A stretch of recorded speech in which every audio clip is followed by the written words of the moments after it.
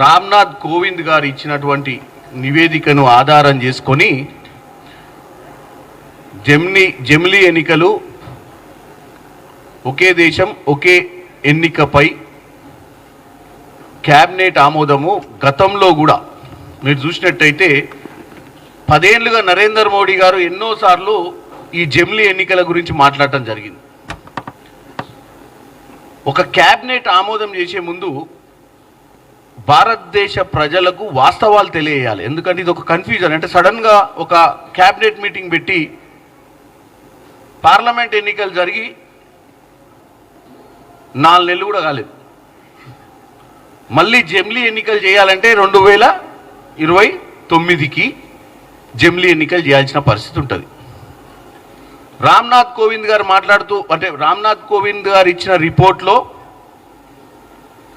80% వరకు వాళ్ళ నివేదిక వాళ్ళు చేసినటువంటి పర్యటనలలో ఆమోదం తెలిపిర్రు వాళ్ళు కలిసినటువంటి అన్ని వర్గాల ప్రజలు అని చెప్పడం జరిగింది.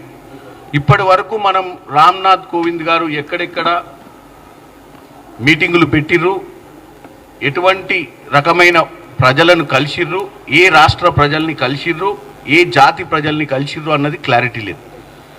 సడన్గా ఒక నివేదిక ఇచ్చిర్రు, ఆ నివేదిక మీద ఈరోజు వాళ్ళ క్యాబినెట్ మీటింగ్ పెట్టి ఆమోదం తెలియజేయడం కూడా చాలా హాస్యాస్పదంగా ఉంది. అంటే ఒకే దేశం ఒకే ఎన్నిక జమిలీ ఎన్నికల వల్ల లాభం జరుగుతుంది అంటే తప్పులేదు, లాభం జరిగితే అందరం ఒప్పుకోవాల్సిందే. కానీ వాస్తవాలు కూడా మాట్లాడాల్సిన అవసరం ఉంది.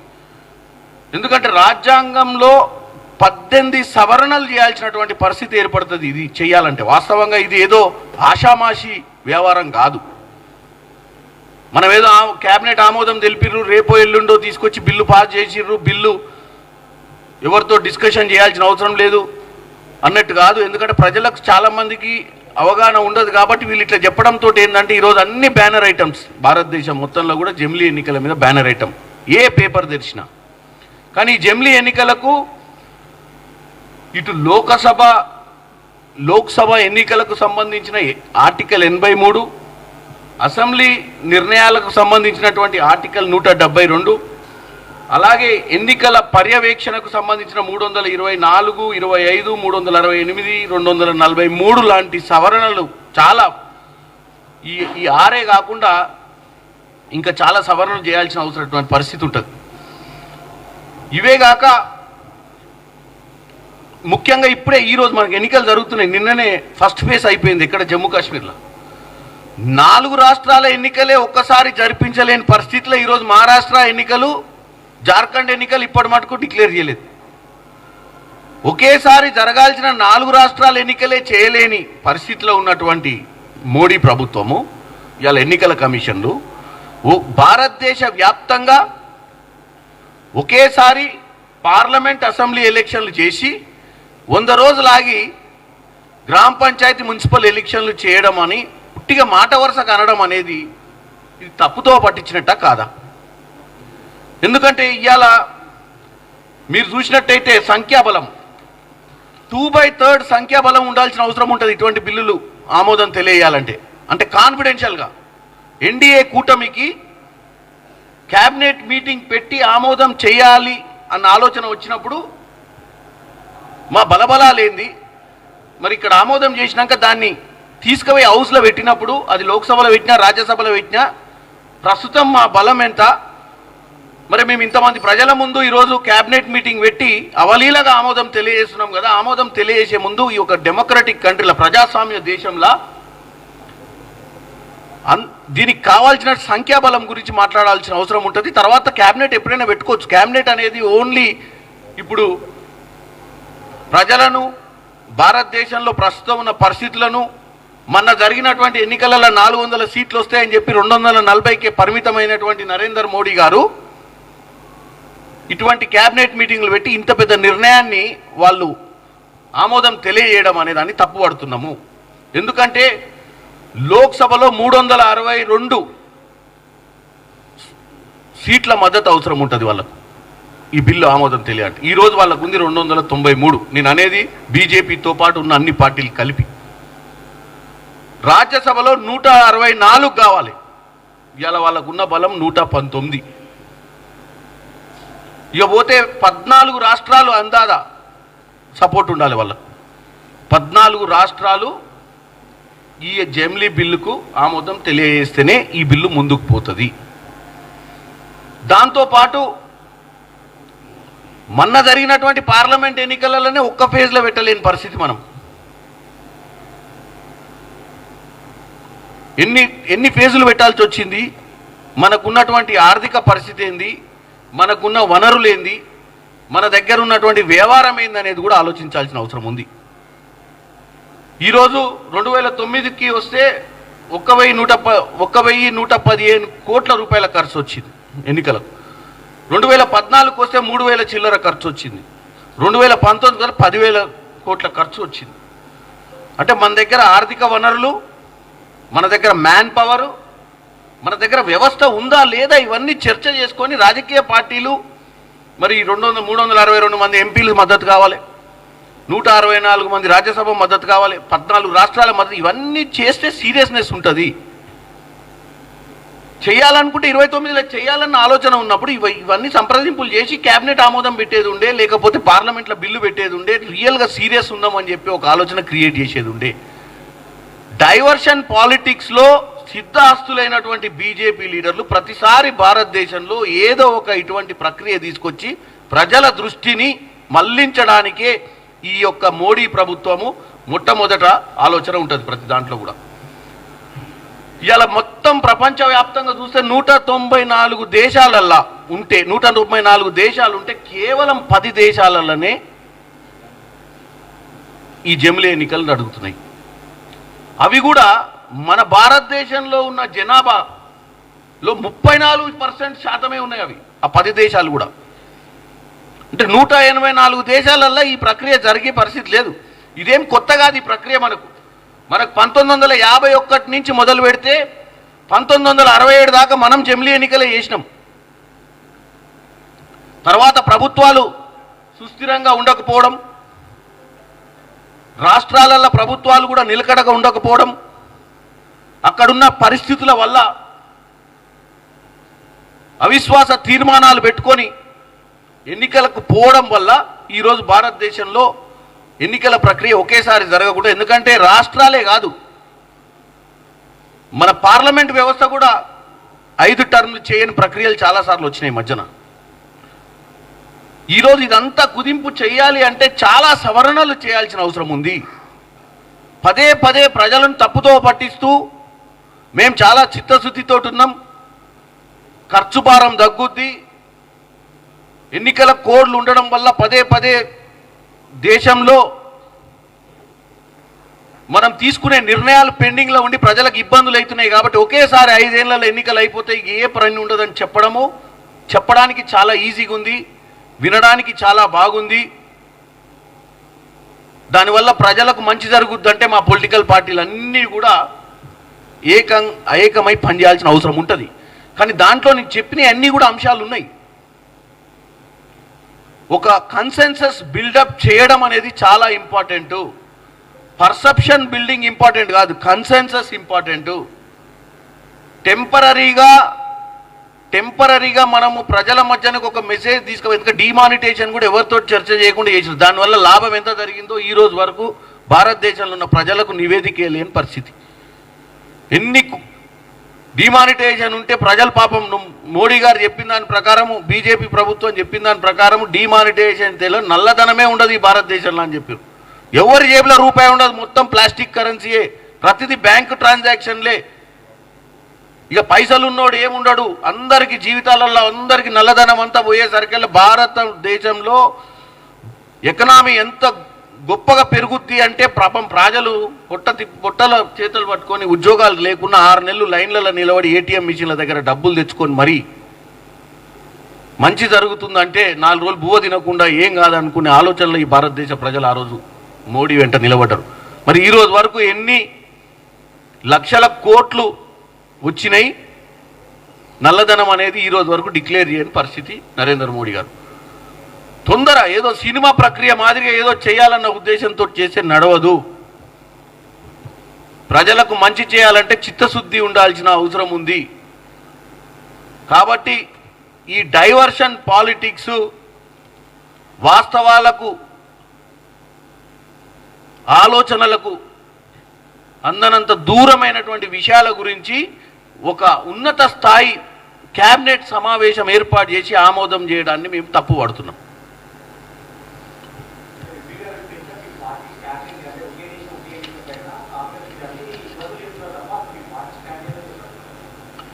మేం నిన్ననే మల్లికార్జున్ ఖర్గే గారు క్లియర్గా చెప్పిర్రు ఏమని, అపోజిషన్ పార్టీస్ అన్నీ ఒక్క కాంగ్రెస్ పార్టీయే కాదు, మేము ఒక ఇండియా కూటమి. ఇప్పుడు మా కూటమి అంటే ఒక పార్టీ నిర్ణయం తీసుకున్నప్పుడు ఇది వాళ్ళ ఒక క్యాబినెట్ ఆమోదం జరిగినప్పుడు పార్లమెంట్లో కూటమి తరపు నుంచి మాట్లాడుతున్నట్టు మనం కూటమిలు ఏం నిర్ణయం తీసుకుంటారు, కూటమిలు ఏం ఆలోచన, ప్రస్తుతానికి వాళ్ళు మమ్మల్ని ఎవరిని సంప్రదించకుండా వాళ్ళు డైవర్షన్ కోసమే ఈ యొక్క నిర్ణయం తీసుకున్నారు. దీంట్లో వాస్తవాలు ప్రాక్టికల్గా లేవు. మేము వాళ్ళు తీసుకున్న నిర్ణయానికి వ్యతిరేకమని చెప్పినాం. ఇప్పుడు ప్రస్తుతం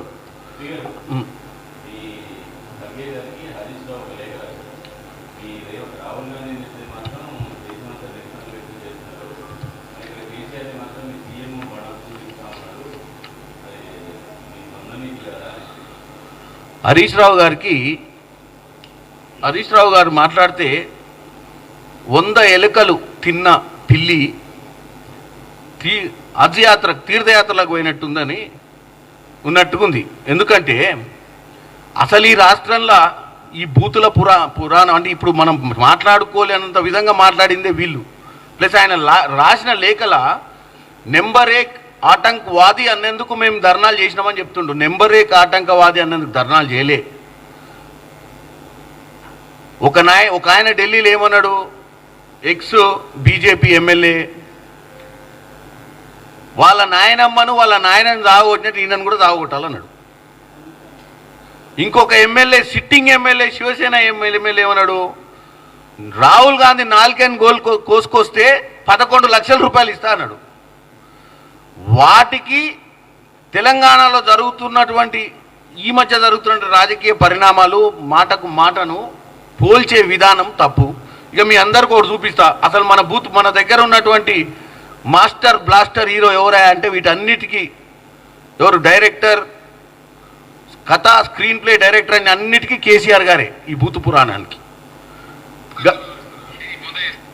మీకు వినిపిస్తుంది చూడు భూత పురాణం వీళ్ళది. సిక్కులేని దరిద్రులు అని అంటాం. ముండమగడికి నీ ముండ జీవు, అందుకే మిమ్మల్ని పిచ్చి కుక్కలు ఉంటాం. ఎవరో మీలాంటి కుక్కగాలు నక్కగాలు ఖరాబ్ చేస్తామంటే చూసుకుంటూ కూర్చుంటామా? హౌల పూసిన లెక్క మాట్లాడకుండా వాళ్ళంతా సోషల్ మీడియాలో అన్ని అబద్ధాలు ప్రచారం చేస్తాం. ఇదా ఒక్కటన్నా వాళ్ళకి ఏమైనా సిగ్గు శరమని ఉందా? సిగ్గులేని దరిద్రులు అంటే హిందీలో పెట్టిన పోస్టులు ఉత్తర భారతంలో ఇప్పుడు ఎలక్షన్ జరుగుతుంది కదా. ఈ దేశానికి పుట్టిన కుక్కమూతి పిండి మీరు ఎవడో పిచ్చిమో ఏదో బాగా చెప్తారు మాట్లాడుతున్నాడు హౌలగాడు అన్నాడు. మరి మీరెందుకు పోతారు కళ్ళాల కాడికి? ఏం పీకెందుకు పోతారు? అదేదో పెద్ద పీకినట్టు పడగొట్టినట్టు. ఇంత అసహనమా? ఒక ముఖ్యమంత్రి మాట్లాడవలసిన భాషనా? ఈ పద్ధత తెలంగాణ రాష్ట్రానికి సమాజానికి ఒక గౌరవమా? దానికి ఈ విధంగా వివరిస్తున్నారు. ఇది పొందమైన కష్టం పొందవరకు ఓకే. సో నేను అనేది ఏంటంటే ఎగ్జాంపుల్ చూపించిన మీకు.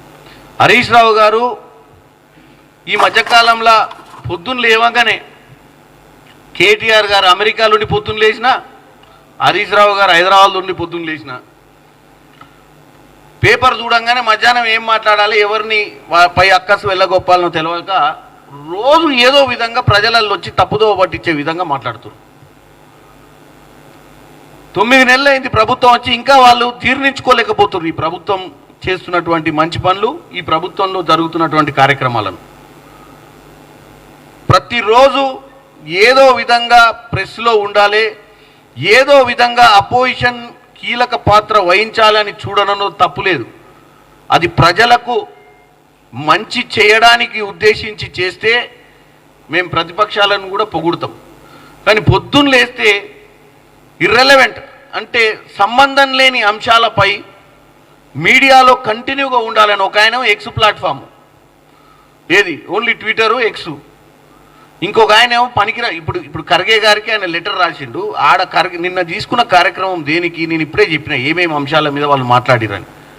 11 లక్షల రూపాయలు 4 కోసుకొస్తే ఇస్తామంటే నేను కూడా ఎఫ్ఐఆర్ ఫైల్ చేసిన.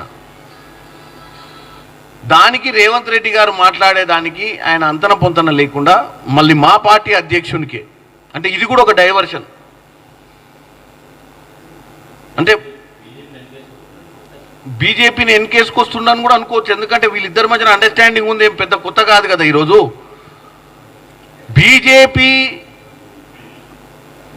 బీజేపీ మీద మీరు తీసుకున్నటువంటి, బీజేపీ ఎమ్మెల్యేల మీద ఎక్స్ఎమ్మెల్యేల మీద తీసుకున్నటువంటి వైఖరి అని అన్నప్పుడే అర్థమవుతుంది కదా. బీజేపీ వాళ్ళు మాట్లాడతలేరు, వీళ్ళు మాట్లాడుతారు వాళ్ళ తరపు నుంచి. ఇవాళ తెలంగాణలో ఉన్న బీజేపీ లీడర్లు దీనిపై స్పందించలేదు నిన్న ఇన్ని ధర్నాలు చేస్తే. వాళ్ళకంటే ముందు హరీష్ రావు గారు స్పందించడంలోనే అర్థమవుతుంది బీజేపీ తరఫున కూడా వీళ్ళే వకాలత్ తీసుకుంటారు అని చెప్పి. కాబట్టి నేను ఒకటే చెప్తున్నా, ఇట్లాంటి సేమ్ ఆడ జమిలీ ఎన్నికల గురించి ఎట్లయితే డైవర్షన్ పాలిటిక్సో ఇప్పుడున్న పరిస్థితుల్లో కేవలం ప్రజలను తప్పుతో పట్టించేటువంటి ప్రయత్నాలే అందరు చేస్తున్నారు.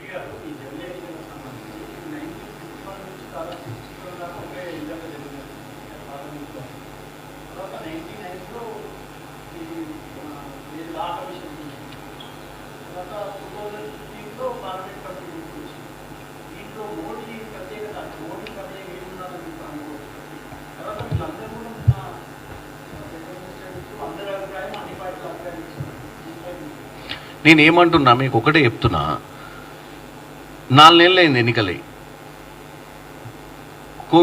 మన రామ్నాథ్ కోవింద్ గారు కమిటీ వేసారు. కమిటీ ఒక నివేదిక తీసుకొచ్చి వాళ్ళకి ఇచ్చింది. ఆ నివేదిక పాజిటివ్ ఉందని చెప్పి వాళ్ళే చెప్తారు. మళ్ళీ వాళ్ళే ఇదంతా అయిపోయాక వాళ్ళే ప్రెస్ మీట్లు ఏమంటారు, మేము అందరి దగ్గర పోయి కన్సెన్సస్ బిల్డప్ చేస్తామంటారు.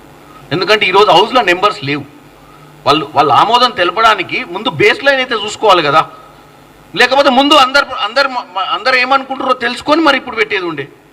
బేసిక్ ప్రజాస్వామ్య దేశంలో నువ్వు కీలకమైనటువంటి క్యాబినెట్ మీటింగ్ పెట్టుకున్నావు.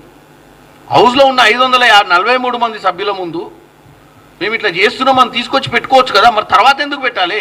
క్యాబినెట్ ఆమోదం తెలిపినాక తీసుకొచ్చి ఇక్కడ ముందే ఒకసారి కన్సెన్సస్ బిల్డప్ చేయొచ్చు కదా, పొలిటికల్ పార్టీ కన్సెన్సస్. ప్లస్ అన్ని రాష్ట్ర ప్రభుత్వాలు కూడా ఈరోజు అవసరమే కదా. ఎందుకంటే నువ్వు అన్ని కలిపి చేయాలన్నప్పుడు ప్లస్ బిల్లులో కూడా సవరణలు ఉన్నాయి కదా. ఇవన్నీ చేయాలంటే నేను అనేది ఒకటే, చెయ్యాలన్న చిత్తశుద్ధి వేరు, ఏదో వైట్ వాష్ లెక్క చేయడం వేరు. ఇది వైట్ వాష్ ప్రోగ్రామ్ అని నేను అంటున్నాను.